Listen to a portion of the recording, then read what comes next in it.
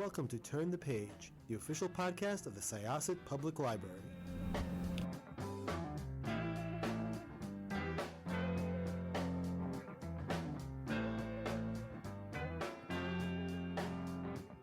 Hello, everyone. Welcome back to Turn the Page. I'm your host, Jen, and I am joined by the artist and writer behind an absolutely delightful webcomic that is now being published in paper, material books. We're on the second volume. So welcome. Thank you so much for coming to the show. Could I ask you to introduce yourself and your book? Hi, thank you. Thank you for having me as well. I'm Camilo Moncada. I'm an artist from Mexico, based in Mexico City.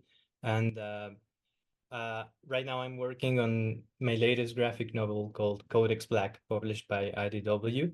And the second volume just came recently out. It's titled Bird of Ill Omen. And well, my entire how to introduce myself would be mostly about through my work. I've focused on creating characters and the fictional universe around which these stories revolve around. And this latest installment of that universe is Codex Black, which is an expanding series focusing on characters named Donahia and Escacalotl, who are a Zapotec young girl who sets out of her village in search of her long lost father, and Itzcacalotl, who is a young Mexica warrior who fell on a pit on a fateful day and suddenly grew crow wings. And these two characters meet and go out into an epic adventure throughout Mesoamerica, meeting all the different cultures and civilizations that existed in the region that is now Mexico, and basically looking for Donahi's long lost father, although they will face several dangers and something greater that will engulf the entire region, and they will find themselves at the center of it. It's so much fun, and the art is so beautiful. It's full of so much beautiful detail, and the characters are they're likable, they're flawed, but they have like such great personalities, and you really root for them. I'm curious about what the process is like of developing it from a webcomic into a material book. It's written in chapters, so it has a structure to the stories that you can publish them in.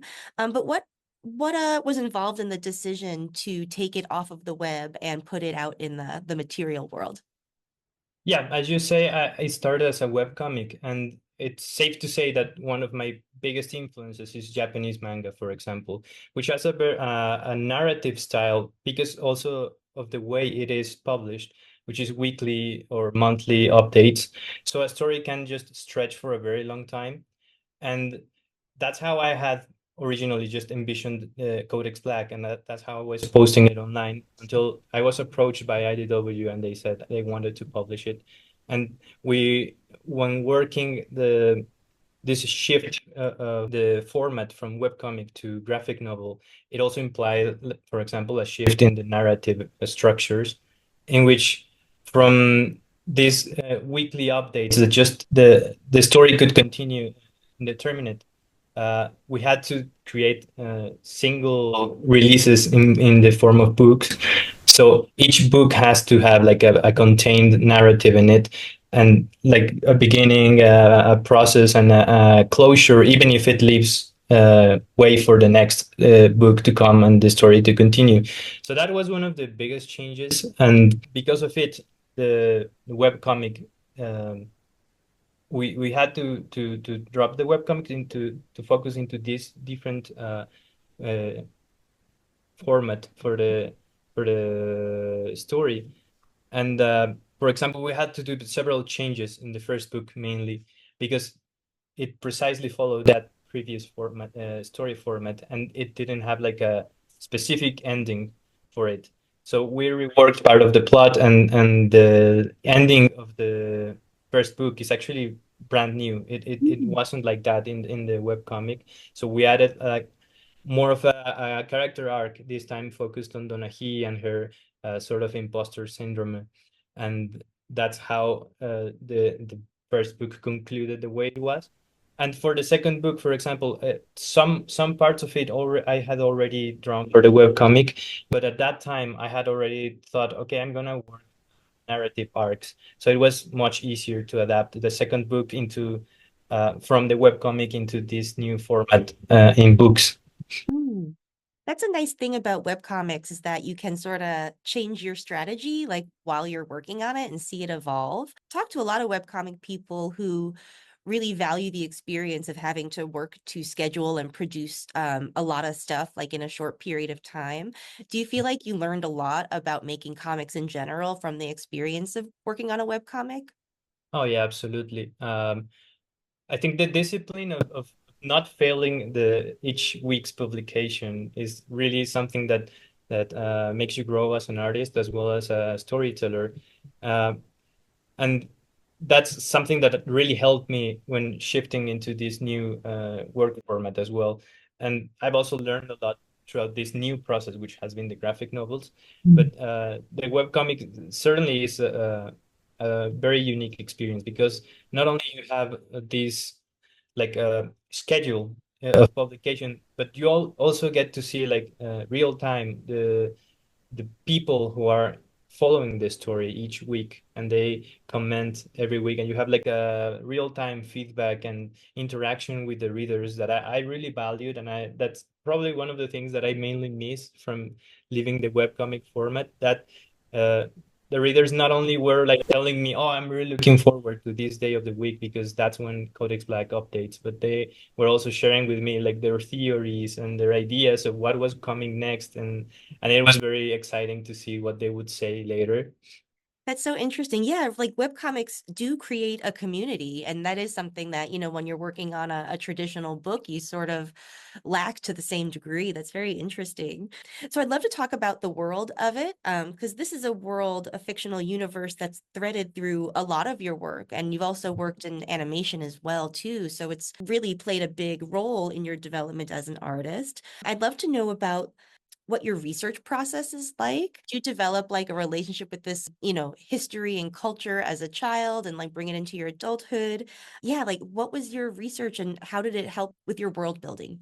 Yeah, as you say, even though it's a fictional universe, it is still based on our real history. Like it takes place in the what now is Mexico, but in the distant past, and most of the historical events still unfold in the same way, but it's fictional in the sense that it also adds certain events and things that obviously didn't happen, and elements of fantasy as well, and the mythology and all that comes together. And I weave it with my own, but like the fictional mythology and gods unique to my universe.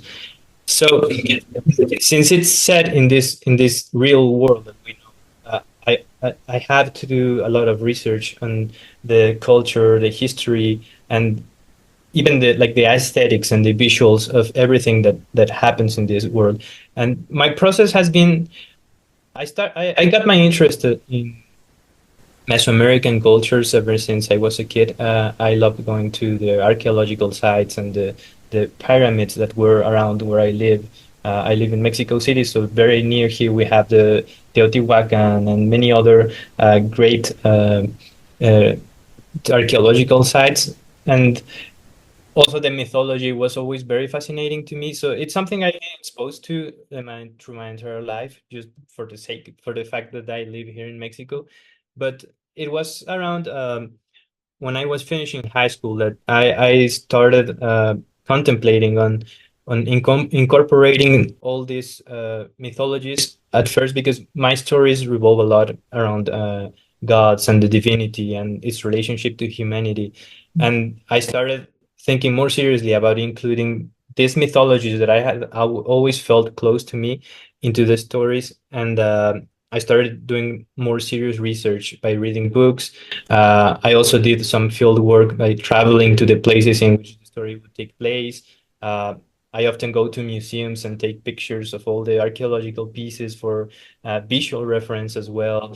So, and in the last few years, I found myself reading research books like on anthropology, history, archaeology, than even novels, for example, because that's just how deep the research, in order to do like an authentic portrayal of these cultures, requires you to, because um, something that a lot of people may not know is that there's so much that we still don't know about these cultures that was lost through time and through the process of the conquest, and uh, a lot of it is yeah, lost forever, tragically. So we had to do this research, and on top of that, there are many gaps in which I have to like speculate or fill with sheer imagination, just thinking what it would look like, this certain thing that we don't have any reliable information about, for example. And for example, Codex Black starts like in the south part of Mexico, in the Zapotec culture where Donají hails from. And compared to more famous cultures like the Aztecs or the Maya, there's very few information about the Zapotecs. And then there's other cultures that also appear in the story that have even fewer information. So there's like I have to do like a very global research, but also very specific about those cultures. I've gone several times to Oaxaca, which is like the state where the Zapotec culture thrives, and do a lot of like take pictures, go to the local museums, and even look for books written by people from those places, so that I get like more specific information that otherwise you wouldn't find, because those are not like the mainstream cultures that you see everywhere. The Aztecs are very well known, and there's a lot of information about them, but for example, not for the Zapotecs. That's really fascinating. Yeah, and it made me think about how you can use sort of speculative elements or fantasy elements to sort of fill in those gaps in the historical record. And highlighting all the different cultures too is so fascinating. You can really see the attention that you paid to material culture, I think, because so much of that is so beautiful and detailed in the book, like the clothing and the art, whether like the depictions of sculptures. um what was your approach to balancing then sort of like the what I would call the entertainment aspects with the educational aspects, because it's a lot of fun but you also learn a lot while you're having a lot of fun? Yeah, that's a good question. To me, the narrative always goes first.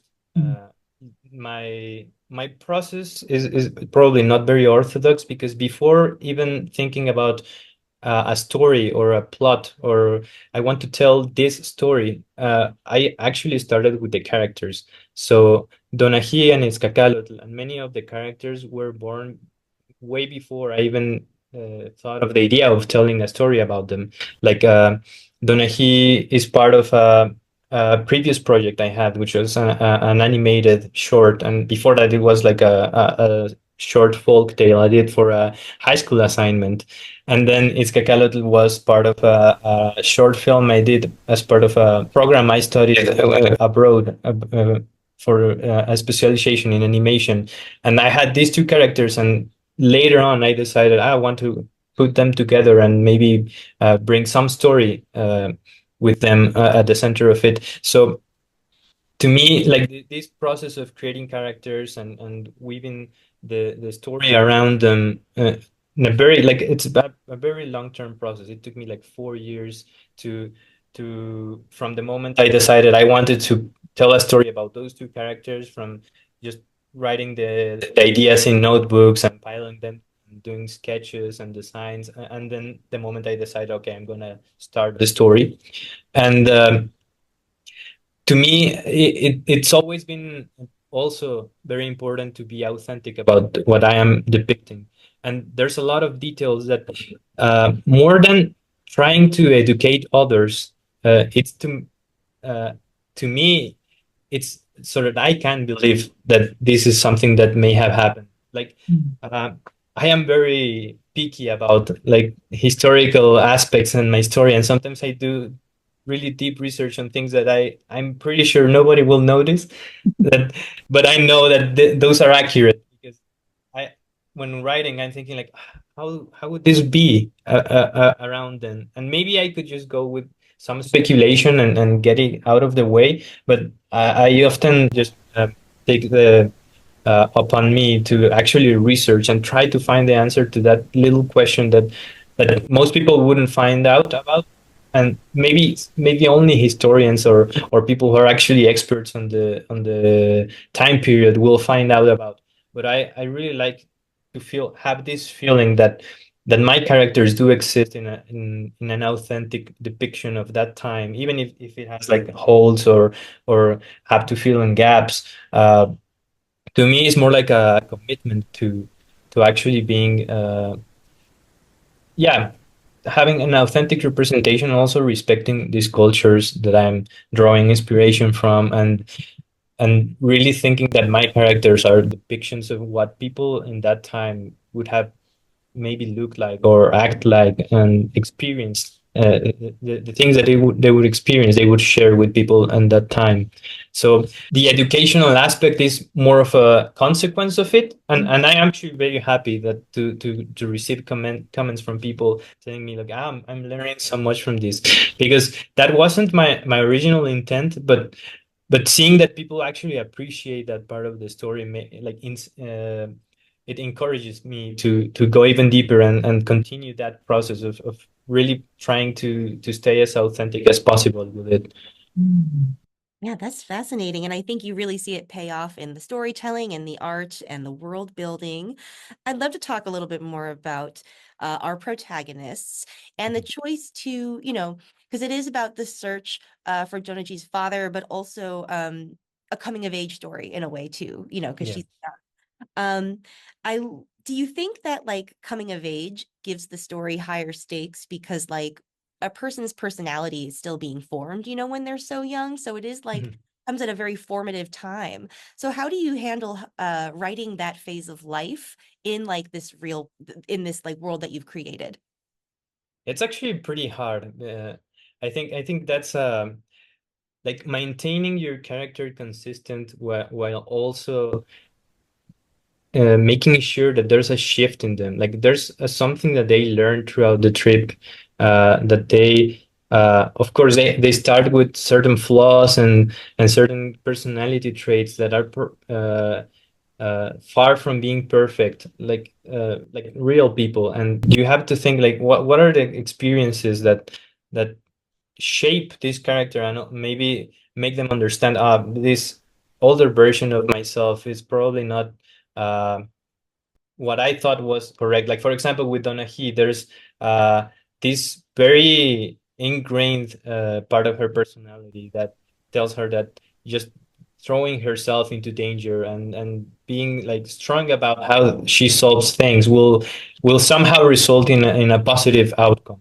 And throughout the story, there will be events that no matter how much willpower she throws into it and how forward she is about it, there are just things that overcome her, and that she ends up overwhelmed and realizes like, okay, maybe I cannot make everything by myself. I need help from others, and like I really think that these flaws that the characters have also are also part of what make them so attractive or relatable. And I try to still like there's certain improvement in the characters as they grow up, as they learn from their experiences. But there's also flaws that I want to keep like unsolved because they're also part like of their quirky attitude and personalities.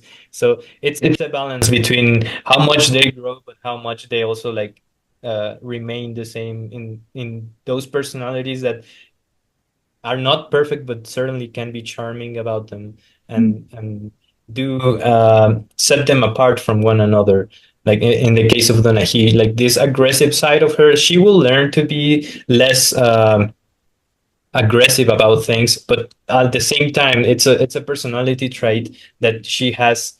And that makes her a fun character as well. Like it's very fun to write her when she commits mistakes and just act through impulse, and that's also a very useful thing for to move forward the narrative. And so, and for example, I feel that humans are not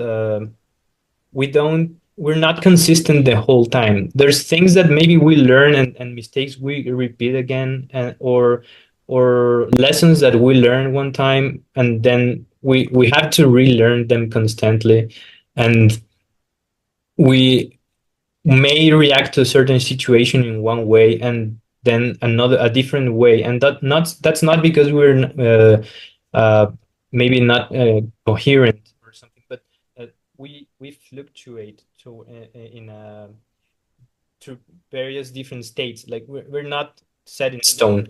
So that's also part of these characters, that I want to maintain their personalities, their bright personalities, but also show them lessons and make them grow throughout the story. And it's a difficult balance to achieve. Like I cannot say I have finally, like I have uh, um I don't know, like accomplished it completely, because also the story is still in progress. So there's still a lot of experiences that I have in store for them along the way. Yeah, they feel really authentic to me in the way that, like, we do remain consistent people while also contradicting ourselves all the time, Yeah, So it's very like just one of those paradoxes of human nature that you kind of capture there. This has been so lovely. I've really enjoyed talking about your work, and, I'm wondering, is there a timeline for when like more of the story will come to print, or what's the future hold for you in Codex Black? The date is not set yet, as far as I know, but we're already working on book 3, so you can expect it to come eventually. Excellent.